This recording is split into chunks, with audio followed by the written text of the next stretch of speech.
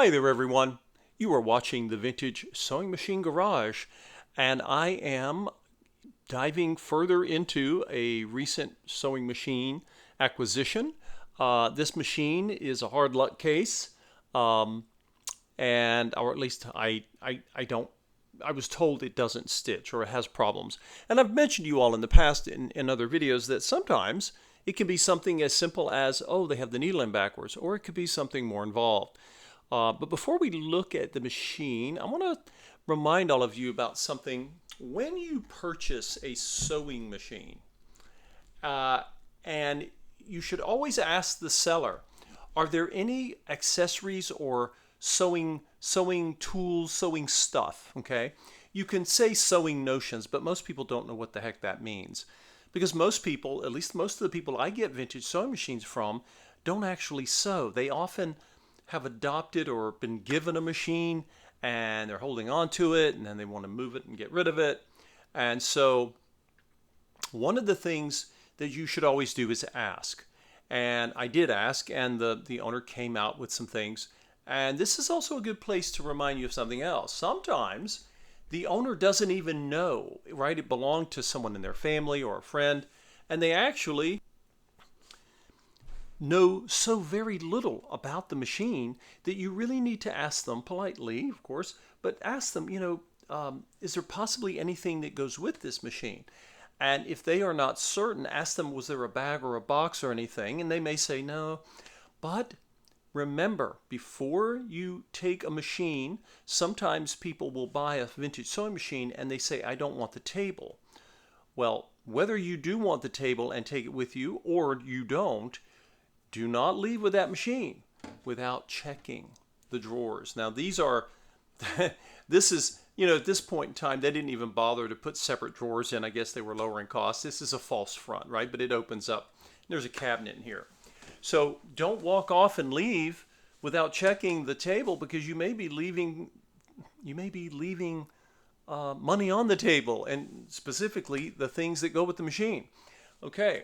And by the way, the seller, the person I got this machine from, they actually told me they had some things, and by the way, you saw me pull these out of this cabinet. When I moved the machine, I took them out. People often forget that, or they'll think, oh, I'll just put it in the cabinet, it'll be fine. When you do that, you have a very high chance of very sometimes lovely accessories getting knocked around, smashed around, sometimes ruined or damaged, and sometimes they fall out in transit. So just make sure that you come with a tote bag or something, or a box, and anything that goes with the machine, have a way to carry it outside of the cabinet. I sometimes remove cabinet drawers just so they don't go sliding around and or flopping out. In this case, there is no drawer this is just a door. And on the front here, there's another false front, and there's no drawer here at all. They just took that one. It's just for show, right? It's like fake shutters on houses, I guess. Anyway, so let's see what's in here. So it has its original user manual, which is always a lovely thing to have.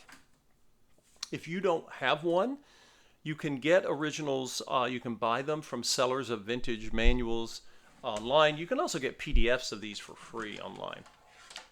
And this is just one reason of many why you should never leave anything that goes with a vintage sewing machine that you're going to take home.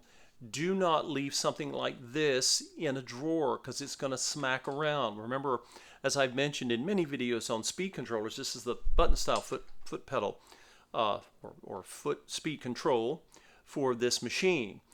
Inside, the outside is Bakelite plastic and the inside is porcelain. You don't want this banging around. Okay, so and it has a cord, and on this particular one, when Singer went to the 500 series, they changed their plug design, their cord and plug design. This is a dual lead, and what that means is one of the cords goes to the foot pedal, the other cord goes to the plug that you would plug into your power source, and this of course goes into the machine itself. But again, I'm very happy to have that. I haven't inspected it. I'll be going through this and checking the cord for any damage. It does not have any oxidation or dry rotting that I can tell. And then this is a bag. Lady I got this from just handed it to me, the bag, and said, here's the stuff, right? So, and I didn't get a chance to look at this. I haven't seen it yet because you don't get that chance often. People are not always wanting you to hang around, but some people are fine. Some people will talk your ear off, just like I do on these videos. They'll talk all about sewing and sewing machines. It just depends on the person. But don't assume that you're going to get to hang out and do all this inventory tracking. You basically want to know, is there a cord? Is there a foot pedal with this? And now this, the seller of this machine did not have it set up to demonstrate, for me to check it. It was just like, do you want the machine? Come and get it, right? And you have to decide, what are you willing to pay for a machine that you can't test? Now, this seller was honest. They said, this machine's not working. It's got problems. But if someone's selling a sewing machine and they'd tell you it runs fine, even if they have good intentions, it may not. So how much do you want to pay for a machine when you haven't had a chance to sew on it? People who get machines from me, when I find the new owners, those clients, they're always, in fact, I insist that they sit down, sew on the machine that I've just restored to have that satisfaction to know, yes, this machine is ready for another lifetime. All right, so what's in here? And be careful when you do this because you never know what's in here. It could be something fragile. What have I got in here? Oh, we have cams. These are, and those of you who have any of the Slant-O-Matic series, not the 300, but the other multi-stitch machines, you'll recognize these. These are often called top hat cams, just because I guess they sort of resemble a black top hat, or someone thought that. So these are the decorative stitch cams, but remember, unlike the Singer 401, which has many built-in decorative stitch cams, and there's a small set that they couldn't fit all of their decorative stitches into the top of the line model. The 500 would have been this version. The 500 model, 500A, was the same equivalent as the 401A, right? The 400 series came before. But you always want to make sure that you do have a zigzag cam, because I've had machines before where they will run zigzag, but you have to have the cam for it. Now, why? Okay.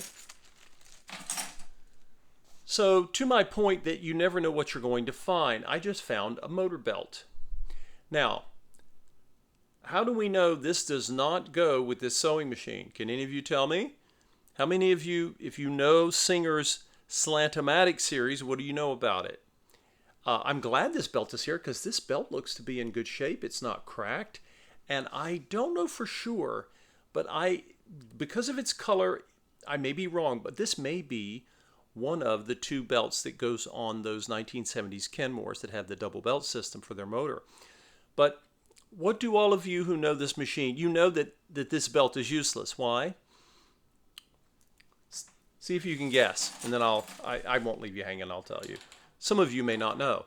All right, so what do we have here? We have, now remember, when you get accessories for your machine, do not assume that they all fit, because remember, people don't always know, because the low shank version of this looks just like this, except the shank is a little different. I believe this is a slant shank because you can see the angle. You can see it, it's not perpendicular to the bed. It is on an angle, but it would be easy to mix them up.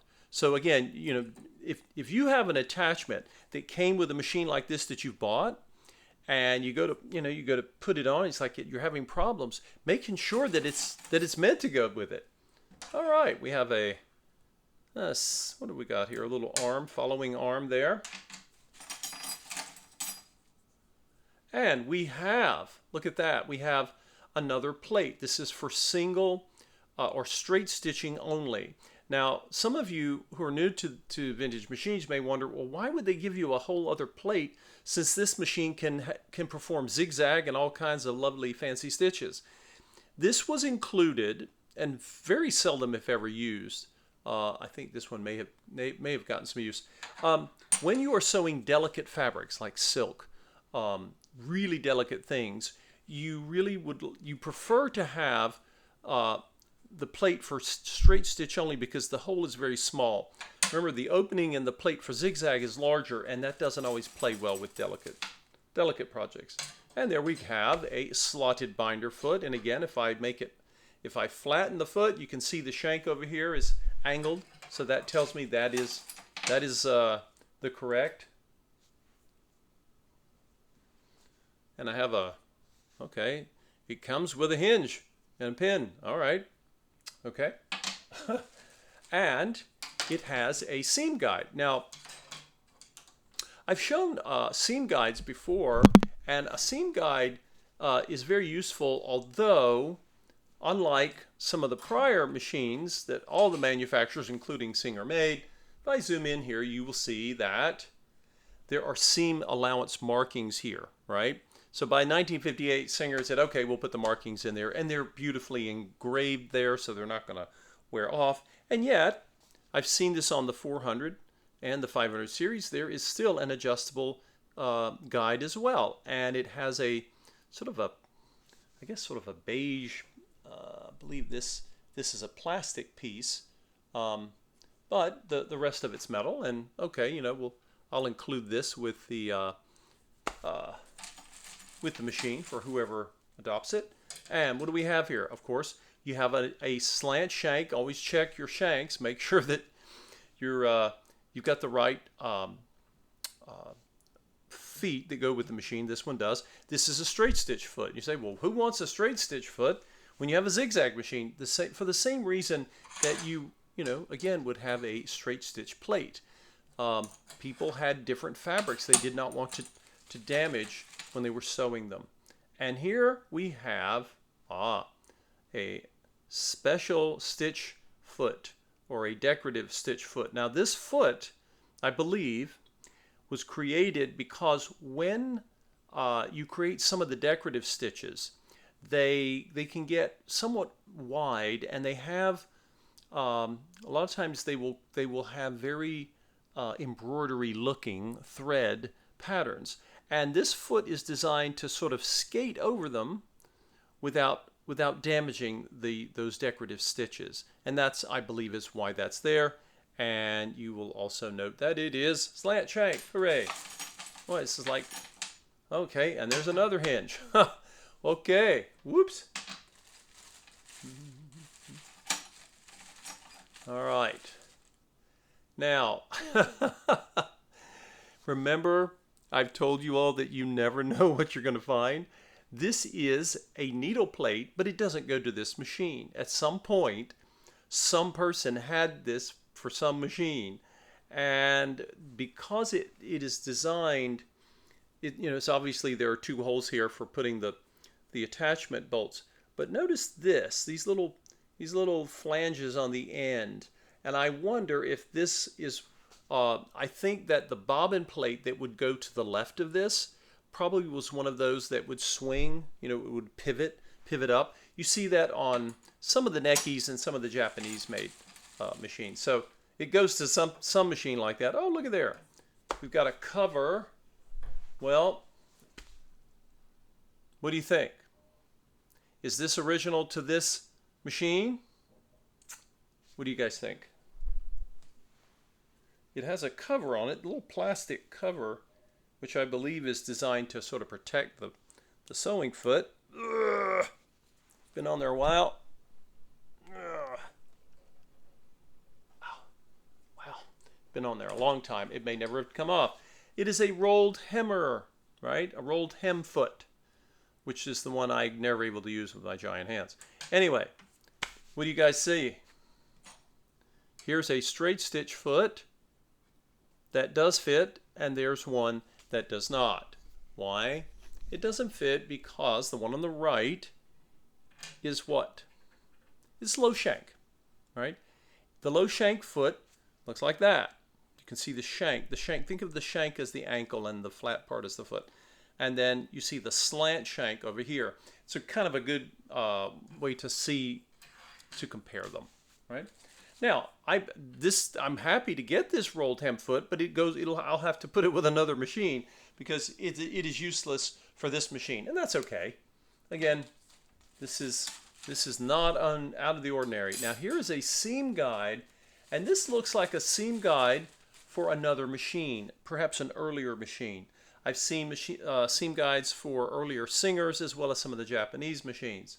And I have a straight stitch foot that is also, there, low shank, right? So,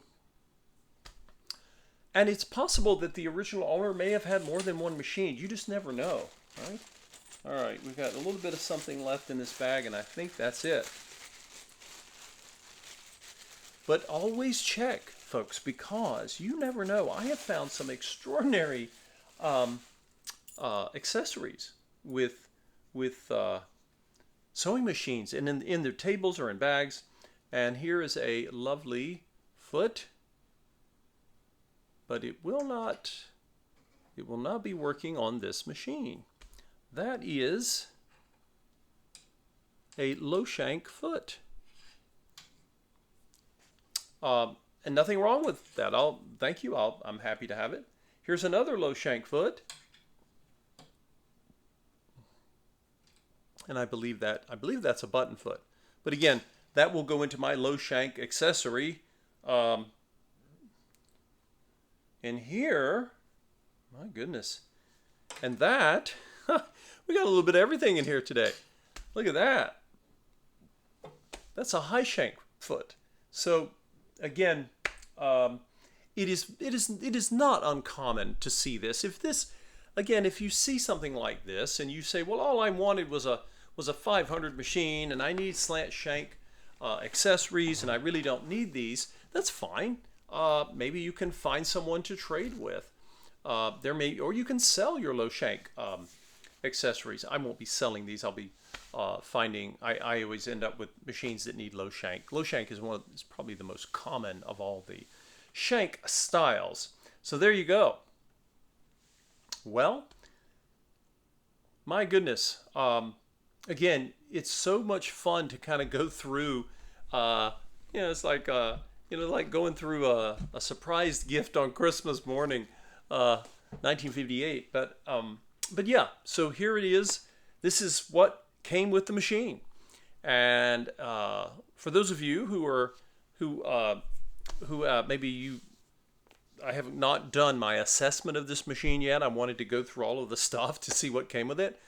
And I'll make a video on the machine itself as I'm just going to do an inspection, a deep inspection, not one that I was able to do when I went to pick it up. And you all can tell me if there's anything missing with all the nice stuff that I got here. Is there anything missing on this machine? If you know this machine, you probably have spotted it already. It's not a deal breaker.